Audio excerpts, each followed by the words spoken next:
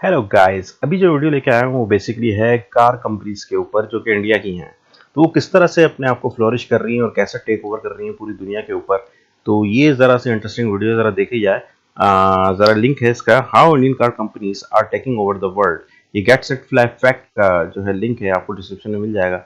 चलें पहले ज़रा देखते हैं, उसके बाद इसके ऊपर थोड़ा सा रिव्यू देते हैं। हेलो फ्रेंड्स, गौरव हियर और आज इंडिया ऑटोमोबाइल इंडस्ट्री में 4th पोजीशन पर है। इनफैक्ट एक आर्टिकल के अनुसार बहुत ही जल्द इंडिया 2nd पोजीशन पर भी आने वाला है। और ये क्यों पता है? इसके पीछे की मेन वजह है इंडिया में मैन्युफैक्चर होने वाली है कॉम्पैक्ट कार्स। आज अमेरिका, अफ्रीका, सभी यूरोपियन कंट्रीज बड़ी और लग्जूरियस गाड़ियों को कम करके इंडियन कॉम्पैक्ट कार्स को कंट्रीज में ऐड करने पर ज्यादा फोकस कर रही है। यहां तक कि निसान जैसी बड़ी जापानीज जायंट ऑटोमोबाइल कंपनी भी इंडियन मारुति कार्स को अगले 1-2 साल में जापान में लॉन्च करने वाली है। दैट मींस वो दिन भी शायद दूर नहीं है जब बड़े बड़े देशों की सड़कों पर BMW, मर्सिडीज जैसी लग्जूरियस गाड़ियां नहीं बल्कि मारुति, टाटा और महिंद्रा जैसी गाड़ियां दौड़ने लगेगी। सो क्या इसका मतलब यह है कि इंडियन कार सच में दुनिया भर के कार मैन्युफैक्चरिंग कंपनीज को डोमिनेट कर रही है? और अगर हां, तो क्या इसके पीछे इंडियन क्वालिटी है अ रीजन, और the reason is something else? Well, let's find this out in our today's video. अगर मैं इंडिया के ऑटोमोबाइल इंडस्ट्री के इतिहास की बात करूं तो इंडिपेंडेंस के पहले इंडिया को सर्विसिंग और मेंटेनेंस के अलावा कार मैन्युफैक्चरिंग के बारे में कोई जानकारी नहीं थी। इंडिया का कार मैन्युफैक्चरिंग रेट 0 हुआ करता था। पर आज की तारीख में देखो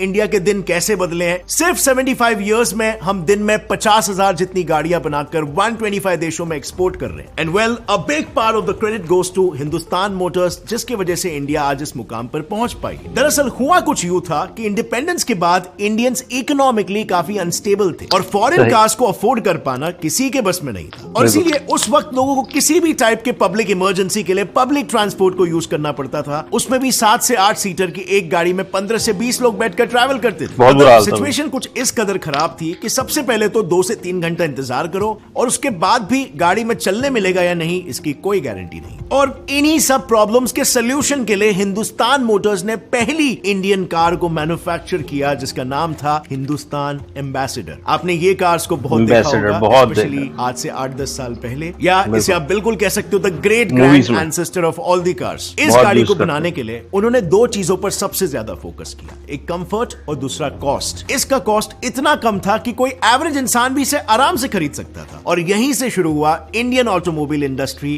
का ये सिलसिला। हिंदुस्तान मोटर्स की सक्सेस को देखकर देखा देखी में कई सारी मैन्युफैक्चरिंग कंपनीज एस्टैब्लिश होना शुरू हो गई और ये सभी कंपनीज कार मैन्युफैक्चरिंग के लिए सिर्फ एक ही मॉडल को फॉलो करने लग गई। इनफैक्ट आज के तारीख में भी इसी मॉडल के बेसिस पर इंडियन और फॉरेन कार्स को मैन्युफैक्चर किया जा रहा है। सो इन कंपनीज का मॉडल एकदम सिंपल था, बेसिकली 3 इंपॉर्टेंट फैक्टर्स पर based. First factor R&D department, second engineers और थर्ड डिजाइनर्स। सबसे पहले कंपनी में मौजूद R&D डिपार्टमेंट सभी कार्स के रिव्यूज लेकर डिमांड, फीचर और डिजाइन पर रिसर्च करते थे। इस रिसर्च के बाद इंजीनियर्स ये मेक श्योर करते थे कि वो सभी सिस्टम्स कार में अपग्रेड या नए इंस्टॉल हो रहे हैं। और एक बार जब ये सिस्टम्स इंस्टॉल होकर फाइनलाइज हो जाते थे तो डिजाइनर्स लुक्स और बेसिक एरोडायनामिक्स को ध्यान में रखते हुए सिस्टम इंस्टॉलमेंट के अकॉर्डिंग कार का डिजाइन बनाते थे। और फिर लास्टली अलग अलग देशों से मैन्युफैक्चरिंग के लिए लगने वाले पार्ट्स को इंपोर्ट कराया जाता था और फिर स्टैंपिंग, वेल्डिंग और पेंटिंग प्रोसेसेस के बाद डन, कार बन के तैयार। तो ये तो थी कहानी इंडियन कार कंपनीज के इतिहास की, पहले की, जब वो शुरुआत कर रहे थे। लेकिन अगर हम प्रेजेंटली देखें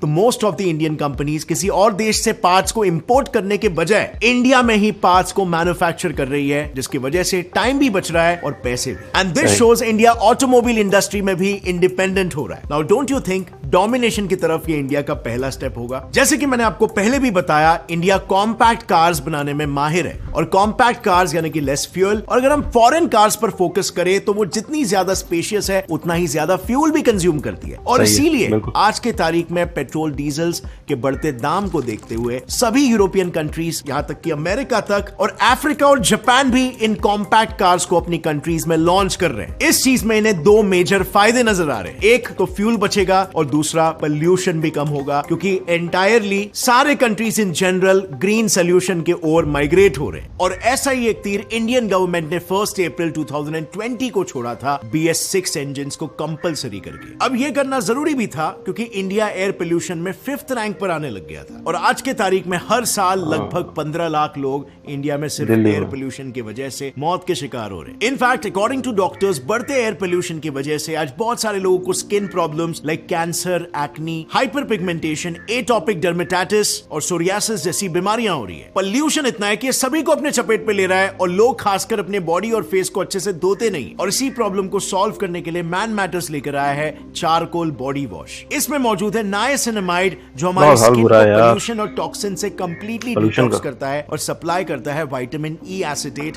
और चारकोल बीट्स जो निकालते हैं आपके स्किन से डीप सीटेड इंप्योरिटीज और डेड स्किन सेल्स को। प्लस इसमें है मेंथॉल जिससे आपको एक रिफ्रेशिंग और स्पोर्टी फ्रेग्रेंस भी मिलता है। ये मार्केट में इकलौता ऐसा बॉडी वॉश है जो एक्टिवेटेड चारकोल बीड्स और नाइसिनामाइड से बना हुआ है जो आपके स्किन के टेक्सचर को इंप्रूव करता है by nourishing it and protecting it from body stressors और नतीजन आपके स्किन को एक सॉफ्ट और एक प्लम सा लुक मिलता है। मैन मैटर्स के सभी प्रोडक्ट्स की तरह बिल्कुल सल्फेट, सिलिकॉन, क्रुएल्टी और पैराबेन फ्री है।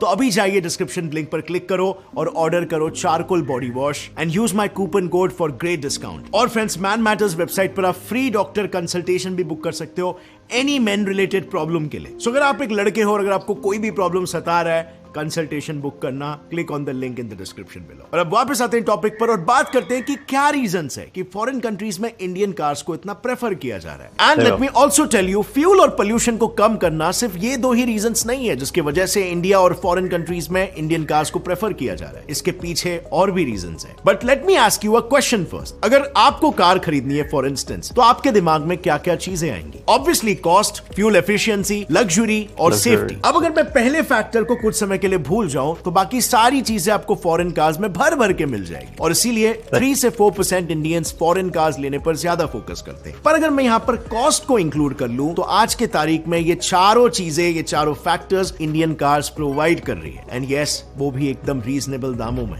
डोंट फॉरगेट, इंडियन कार्स बनी है एक हाईली पॉपुलेटेड कंट्री में सभी को ट्रैवलिंग फैसिलिटी प्रोवाइड कराने के लिए without compromising on technology at the same time. और इस वजह से सिर्फ इंडियंस ही नहीं बल्कि 125 कंट्रीज इंडियन कार्स लेना प्रेफर कर रहे हैं। यहां तक कि अगर मैं सिर्फ मारुति की बात करूं तो इस इकलौती कंपनी ने last year 2 million foreign cars को बेचा है। अब ये कैसे, इसे एक एग्जांपल की मदद से समझाता हूं। फॉर एग्जांपल, आपको एक फॉरेन कार खरीदना है जिसका ऑन बोर्ड प्राइस है around 15 lakh. Just imagine. But you know, ये 15 लाख की एक गाड़ी खरीदने के लिए आपको उसके पहले 21.5 लाख कमाने पड़ेंगे क्योंकि उस गाड़ी का tax is 30% which is around 6,43,000 और $40,000 से ज्यादा प्राइस है तो कॉस्ट सीधा डबल हो जाएगा, यानी कि 100% इंपोर्ट टैक्स। और अब तक दूसरे चार्जेस भी बाकी है, excise, GST, road tax, registration, इन सब में जाएंगे आपके लगभग ₹5,20,000। चलो वो आपने गाड़ी खरीद भी ली तो उसमें फ्यूल का कॉस्ट होगा अराउंड 6,66,000। अब अगर इस ओवरऑल कॉस्ट को मैं कैलकुलेट करने जाऊं तो 15 लाख की गाड़ी खरीदने के पहले मुझे सबसे पहले 1 करोड़ जितने तो कमाने होंगे। एंड माइंड यू, इसमें मैंने अब तक कोई भी सर्विस टैक्स को ऐड नहीं किया। अगर वो इंक्लूड करूं तो 78,000 से लेकर 80,000 रुपीज पर ईयर सिर्फ सर्विस टैक्स होता है। But on the other hand, Indian cars का सर्विस कॉस्ट सिर्फ और सिर्फ 20 से 40,000 रुपीज होता है और वो भी 5 साल का। सो ये सब सुनने के बाद होपफुली आपको एक टेस्ट मिल रहा होगा कि वाई फॉरेन कंट्रीज में भी इंडियन कार्स को प्रेफर किया जा रहा है। अब यहां पर आप में भी ये सोच रहे होगे कि कॉस्ट कम यानी मैन्युफैक्चरिंग में लगने वाले मटेरियल्स में कुछ ऊंच नीच होगी, तो यहां पर आप गलत हो। You won't believe, foreign cars दिखने में लग्जूरियस फैंसी दिखती हैं, पर कभी कभी उसमें यूज होने वाले मटेरियल्स काफी चीप, थिन और वीक एल्यूमिनियम के शीट से बनाए जाते हैं और इसीलिए अगर गलती से भी ये कार किसी कार से टकराती है तो पूरी चकनाचूर हो जाती है। On the other hand, Indian car manufacturing companies thin और वीक मेटल शीट्स के जगह पर स्टील को यूज करती है क्योंकि आपने इंडिया की सड़कें तो देखी होगी और वर्ल्ड बैंक के अनुसार इंडिया में हर 4 मिनट में एक एक्सीडेंटल डेथ होता है। और क्योंकि स्टील बाकी मेटल्स के कंपैरिजन में काफी स्ट्रॉन्ग होता है और इसकी टेंसाइल स्ट्रेंथ भी काफी ज्यादा होती है, इसीलिए एक्सीडेंट्स के बाद कार के ज्यादा डैमेज होने के चांसेस काफी कम होते हैं। पर ऑब्वियसली स्ट्रॉन्ग मेटल तो just one of the many safety precaution है। ऐसे और 5 सिस्टम्स पर मैन्युफैक्चरिंग के वक्त ध्यान दिया जाता है। उसमें से पहला है एंटी लॉक ब्रेकिंग सिस्टम यानी कि ABS, जो सिस्टम सडन ब्रेक के वक्त व्हील्स को लॉक होने से प्रिवेंट करता है। दूसरा है इलेक्ट्रॉनिक ब्रेक फोर्स डिस्ट्रीब्यूशन यानी EBT। अब नॉर्मली होता यह है जैसे ही ब्रेक अप्लाई होता है वैसे ही कई गाड़ियों में फ्रंट व्हील्स पर प्रेशर आ जाता है और कई गाड़ियों में बैक व्हील्स पर, जिसकी वजह से गाड़ी स्लाइड होने के चांसेस ज्यादा हो जाते हैं और ऐसा ना हो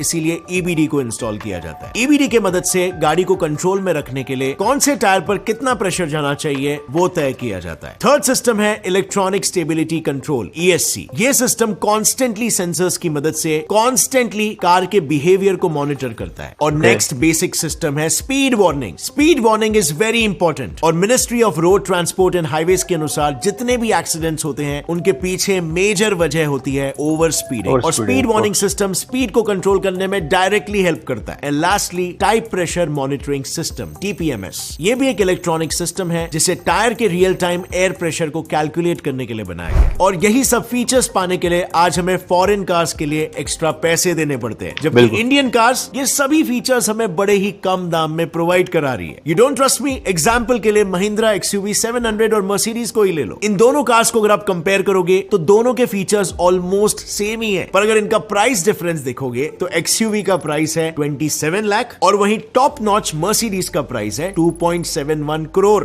यानी आप ही कैलकुलेट कर सकते हो कि इन फीचर्स के लिए हमें कितना एक्स्ट्रा पैसा देने की जरूरत पड़ रही है। इनफैक्ट अगर एयरबैग्स की भी बात करें तो हर एक कार में 2 से 3 एयरबैग्स तो इंस्टॉल होते ही है, पर बढ़ते एक्सीडेंटल रेट को देखते हुए गवर्नमेंट ने सभी गाड़ियों में 6 एयरबैग्स कंपलसरी इंस्टॉल करने के लिए कह दिया है। अब अगर हमें 3 से ज्यादा एयरबैग्स मर्सिडीज में खरीदना है तो उसके $231 यानी पूरे 19,000 रुपीज पर एयरबैग आपको एक्स्ट्रा भरना पड़ेगा। और XUV 700 में 7 एयरबैग्स आपको फ्री ऑफ कॉस्ट मिल रहा है। अब रही बात टेक्नोलॉजी की तो XUV 700 में टेस्ला कार में मौजूद मोस्ट ऑफ द फीचर्स है। I mean integrated dual HD super screen, Alexa built in integration, 3D sound technology and so on. पर अगर हम टेस्ला का प्राइस देखें there is again super high 1.5 crore. अब ये तो बिल्कुल ऑब्वियस है कि अगर एक कार कम कीमत में इतने सारे फीचर्स हमें प्रोवाइड कर रही है तो धीरे धीरे करके लोग भी तो ये रियलाइज करने लगेंगे, राइट? क्यों कोई टेस्ला, मर्सिडीज, ऑडी, BMW जैसी कार्स को खरीदेगा। और इसीलिए 2021 में इंडिया ने जर्मनी के मुकाबले 26% ज्यादा कार्स बेचकर जर्मनी जैसे ह्यूज ऑटोमोबाइल मेकर को पीछे छोड़ दिया और खुद 4th पोजीशन पर आ गया। और इंडिया को इस 4th पोजीशन पर लाने के पीछे जितना हाथ इंडियन मैन्युफैक्चरिंग कंपनीज का है उतना ही हाथ, या यूं कहूं उससे ज्यादा हाथ इंडियन गवर्नमेंट का भी है, क्योंकि इंडियन गवर्नमेंट ने ऐसी 3 पॉलिसीज को रिलीज किया है जिसके बाद से इंडिया में सिर्फ इंडियन कार्स ही खरीदे जाएंगे। उसमें से सबसे पहली पॉलिसी है इंपोर्ट ड्यूटी। गवर्नमेंट ने इंपोर्ट टैक्सेस ही इतने हाई रखे हैं कि कोई भी गाड़ी को इंपोर्ट करने से पहले कार के ऑनबोर्ड प्राइस से डबल या ट्रिपल पैसे को पे करना पड़ेगा। सेकंड है स्क्रैपेज पॉलिसी। इस पॉलिसी के अनुसार इंडिया में जितनी भी 15 साल से ज्यादा पुरानी गाड़ियां हैं वो बेसिकली स्क्रैप हो जाएगी। और थर्ड है production linked incentive scheme. Basically इस स्कीम के अकॉर्डिंग जो भी कार मैन्युफैक्चरिंग कंपनी का प्रोडक्शन रेट सबसे ज्यादा होगा, जिसकी क्वालिटी सबसे अच्छी होगी, उन्हें हर महीने 18% का इंसेंटिव दिया जाएगा। एंड यू नो इस पॉलिसी के बाद से मारुति जहां पहले 3000 कार्स पर डे मैन्युफैक्चर करती थी वो अब इसके बाद से 200 गाड़ियां एक्स्ट्रा मैन्युफैक्चर करने वाली है। अब इस सब की वजह से इंडिया को 2 फायदे हो रहे हैं। सबसे पहले तो इंडिया के मैन्युफैक्चरिंग GDP में ओवरऑल 49% कंट्रीब्यूशन ऑटोमोबाइल इंडस्ट्री का हो जाएगा और दूसरा 32 मिलियन से 65 मिलियन जॉब्स अब अवेलेबल हो जाएंगे। अब इतना सब सुनने के बाद फ्रेंड्स, डोंट यू थिंक कि Indian automobile industry has a very promising future? और ज्यादा समय नहीं लगेगा जब हम देख पाएंगे दूसरे अच्छे कंट्रीज के अच्छे अच्छे शहरों के अच्छे अच्छे सड़कों में इंडियन कार्स को भी घूमते हुए। अगर इस वीडियो से आपको कुछ भी नया जानने मिला, एक लाइक जरूर ठोकना। Get set by fact channel को भी सब्सक्राइब कर लो और बेल नोटिफिकेशन दबाओ ताकि आगे आने वाली हमारी कोई भी वीडियो की अपडेट आप मिस ना कर सको। See you next one. Keep learning and keep growing. जय हिंद। जय हिंद। अच्छा ना, ये सीन जो देखा गया है इसमें कार मैन्युफैक्चरिंग मैच, एक चीज़ ये भी है कि सप्लाई एंड डिमांड का ही मसला हो सकता है इसके अंदर ना। मतलब ये कि अभी डिमांड कम है इंडियन कार्स की, ऐसा ना हो कि वो भी आगे जाके महंगी होना शुरू हो जाएं। जैसे जैसे डिमांड बढ़ती चली जाएगी वैसे वैसे वो फिर महंगी होना शुरू हो जाएंगी। ये जो यूरोपीय ब्रांड है ना, इनके साथ भी कुछ ऐसे ही सब कुछ हुआ था। मतलब कि ये शुरू में तो जाहिर सी बात है जब इन्होंने आम आदमी की गाड़ी निकाली तो वो फिर आम आदमी के ही प्राइस चल रहे थे। उसके बाद वही गाड़ियाँ खास होती चली गई क्योंकि उनकी डिमांड बहुत बढ़ गई।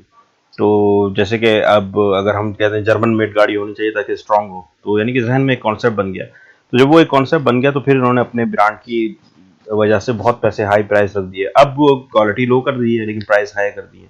इंडिया का ये फायदा है कि इंडिया ने जो है बीच में जब कदम रखा है इस मार्केट के अंदर, तो अब उसकी ऑलरेडी, क्योंकि उसकी नीश ही इंडिया की यही है कि भाई ऐसा हो कि आम आदमी की अप्रोच में हो। समझ रहे, जो इन्होंने अभी बताया वो जो एम्बेसडर थी वो भी अगर आप गौर करें तो वो आम आदमी वाली गाड़ी है। अगर पहला ही मॉडल वो इस तरह का निकाल रहे हैं जो कि आम आदमी की को मद्देनजर रखते हुए निकाला जा रहा है तो वो एक तरह की बेस बना देता है। तो अब जो ये बेस चल रही है ना, तो इसी बेस के ऊपर अब इंडिया फ्लोरिश कर रहा है, क्योंकि अब सिचुएशन जो है ना बहुत बरक्स हो चुकी है, खासतौर पर पेट्रोल को लेके। पेट्रोल प्राइसेस बहुत बढ़ चुके हैं, हर आदमी जो है अपनी बड़ी गाड़ी बेच के छोटी गाड़ी पे आ रहा है, और जो बड़ी रखा हुआ है वो थोड़ा सा रईस आदमी है। तो ये सब कुछ चल रहा है। इसी तरह यूरोपियन मार्केट वगैरह सब जगह सब लोग जो हैं वो इसको इंडिया को ही प्रेफर करेंगे, क्योंकि यहाँ पे छोटी गाड़ी बनाने में बहुत ही ज़्यादा महारत है, बल्कि बड़ी गाड़ियाँ बनाने में भी। लेकिन कंपेटिबिलिटी में मैं कहता हूँ कि इंडिया नंबर वन है, क्योंकि इसकी जो थी वो नीश ही ये थी, इंडिया की शुरू से ही नीश ये रही है ना, क्योंकि उसकी ज़रूरत ही वो आम आदमी की ज़रूरत ही ये गाड़ी होती है कि छोटी गाड़ी हो। और क्योंकि उस वक्त पार्किंग का भी इशू आदमी के जहन में आता है कि पार्क भी हो जाए आराम से, छोटी गाड़ी कहीं भी पार्क हो जाए, बाइक की तरह वो यूज़ करे उसको, कम से कम पेट्रोल ले, ताकि वही बाइक का एक कॉन्सेप्ट होता है कि why do I go with a car, क्योंकि मेरे पास तो एक बाइक है, मैं तो बाइक पे जाके काम कर सकता हूँ। लेकिन फिर कुछ लोग होते हैं जाकर कि जो कार को प्रीफर करते हैं, थोड़ी फैमिली भी बिठा लें, और कई लोगों को बाइक आती भी नहीं, बैलेंस की वजह से 10 चीज़ें इस तरह की होती हैं, फिर आदमी कार को प्रीफर करता है। लेकिन फिर वो कहेगा कार भी ऐसी हो जा रही है जो कि इकोनॉमिकल हो और कहीं भी फिट आ जाए, पार्किंग का इशू बहुत है। तो ये सारी चीज़ों को मद्देनजर रखते हुए इंडिया का मैं कहता हूँ कि बेस्ट है ये चॉइस जो है ना, इसलिए अब ये दुनिया भर में फ्लोरिश कर रही है। तो अब देखें आगे होता क्या है, देखते जाएं। बड़ी अच्छी वीडियो थी, इनको लाइक और सब्सक्राइब जरूर कर दीजिएगा, और मेरे चैनल को भी लाइक और सब्सक्राइब कर दें। मिलते हैं नेक्स्ट वीडियो में, अपना ख्याल रखिए।